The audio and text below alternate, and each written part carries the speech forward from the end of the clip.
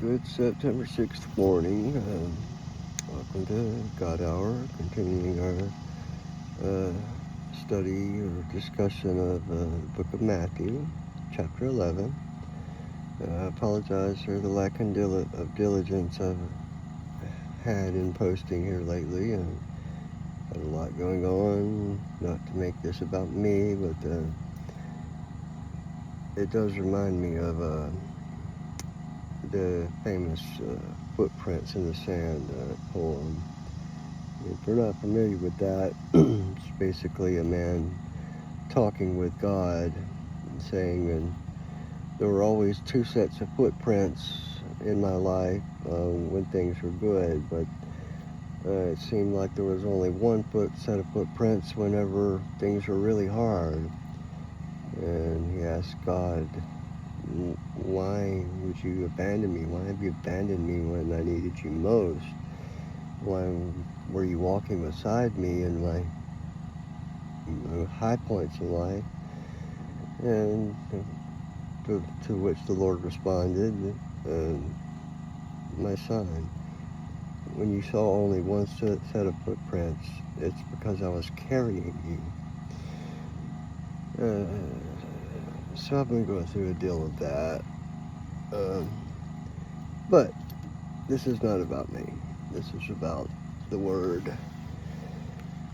And Matthew 11, the King James Version, as is my wont. Verse 1 starts out, and it came to pass, when Jesus had made an end of commanding his 12 disciples, he departed thence to teach and to preach in their cities. Caption, Jesus and the Baptist. Verse 2. Now when John the Baptist, had heard in the prison the works of Christ, he sent 2 of his disciples, and said unto him, Art thou he that should come, or do we look for another? Remember, I think we touched on this, but there was some,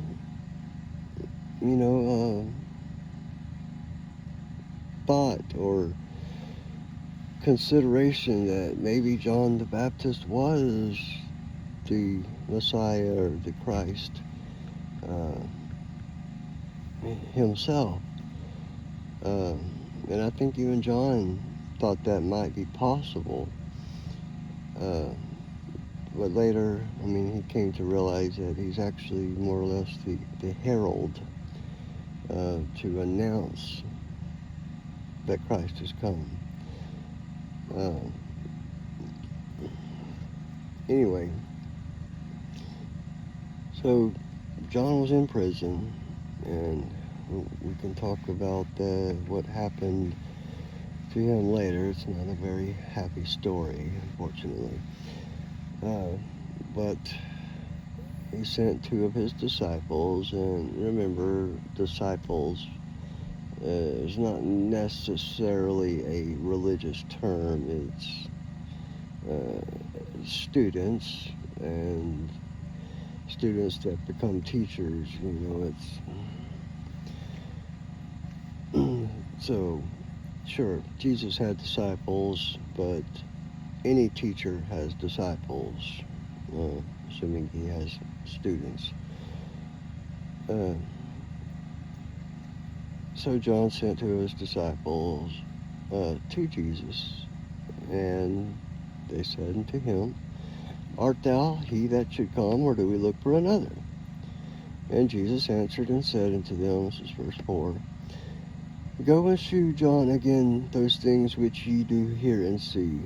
The blind receive their sight, and the lame walk, the lepers are cleansed, and the deaf hear. The dead are raised up, and the poor have the gospel preached to them. And blessed is he whosoever shall not be offended in me.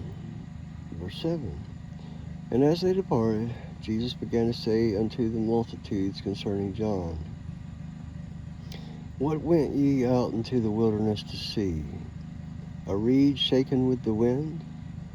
But what went ye out for to see? A man clothed in soft raiment? Behold, they that wear soft clothing are in kings' houses. But what went ye out for to see? A prophet? Yea, I say unto you, and more than a prophet. For this is he of whom it is written, Behold, I send my messenger before thy face, which shall prepare thy way before thee. And that would be John, the messenger before, which shall prepare thy way before thee.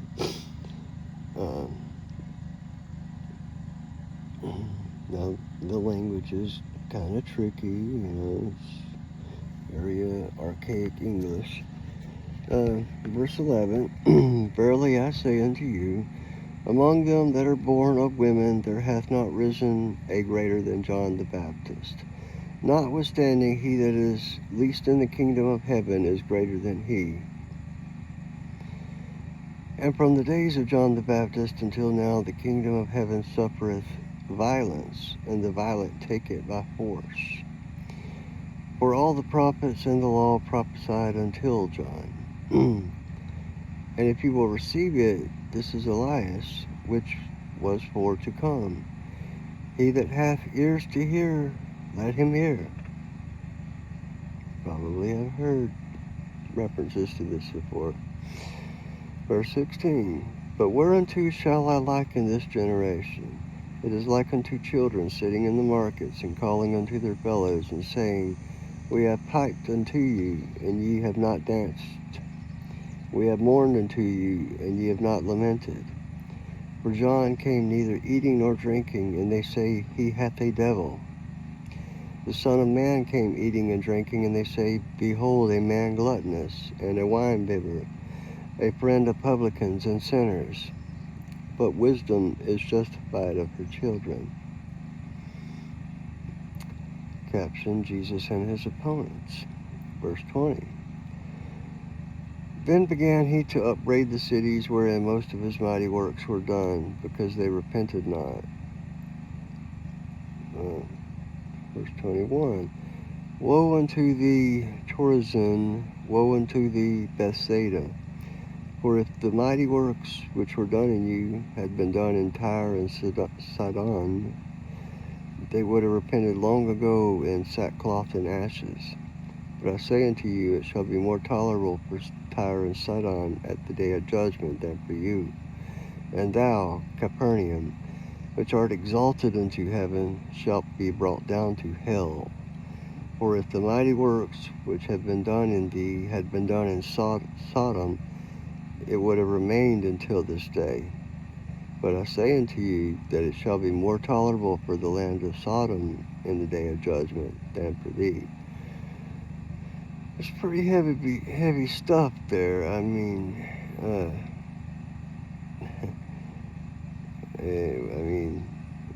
I hope everybody knows the fate of Sodom and Gomorrah, but that's where we get the term sodomy from, to give you an idea of what they were up to. And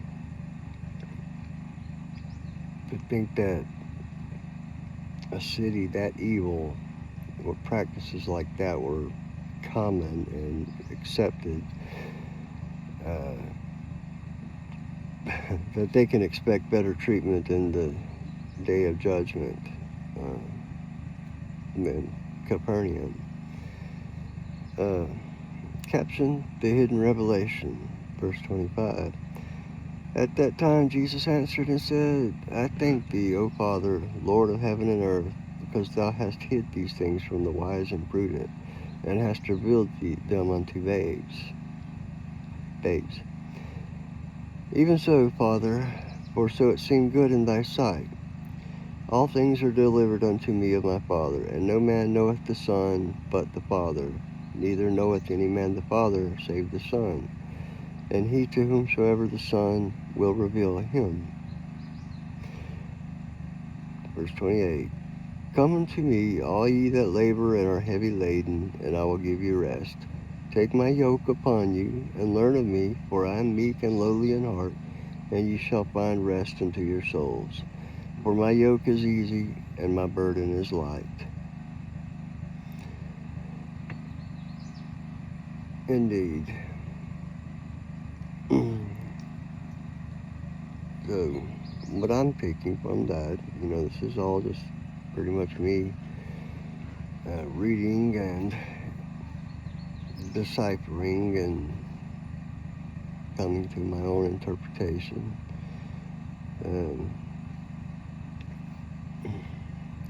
All ye that labor and are heavy laden, Jesus will give you rest. Take his yoke upon us and learn of him. For Jesus is meek and lowly in heart. I doubt anybody can dispute that.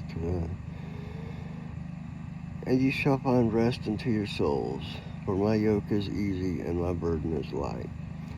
To take on the burden or yoke that Christ is talking about is to take on a way of life, a way of living that really isn't that hard to do. In other words, loving thy neighbor, treating each other with kindness, obeying the commandments that were given to Moses, and so forth. It's really not complicated to live humbly, meekly, justly, with minimal sin. We all sin probably several times every day. There's sin and then there's sin. Obviously murdering someone or shoplifting or anything the commandments forbid. Those sort of sins are very easy to avoid doing. But now there are some sins that are easy to do subconsciously or without even thinking about it, whether it be something as more or less trivial as not wearing your seatbelt or breaking man's laws or the lay of the land is also a sin. And putting yourself and others in danger, I would consider that a sin. Not perhaps as severe a sin as beating your wife or abusing your children or anything extreme like that, but somebody explained it to me in an interesting perspective. He said, is there a such thing as heat, or is there really just an absence, or excuse me, is there really a such thing as cold, or is it merely an absence of heat?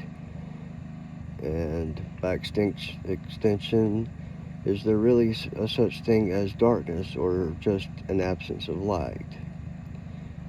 And then, by extension, is there really a such thing as evil, or just an absence of good? And you could also parallel good to God. And I believe even the Latin word sin simply translates to without. Sin being without God. Now, don't quote me on that. I'm not a scholar of Latin. but without God, all that's left is sin. Sin is the absence of God, and God being good. And I don't know if it's coincidental, but God and good differ only by one letter.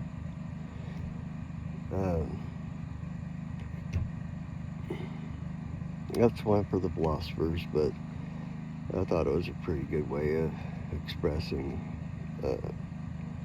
what constitutes sin as being not anything that's actually outright evil, but something that's absent or without God, away from God,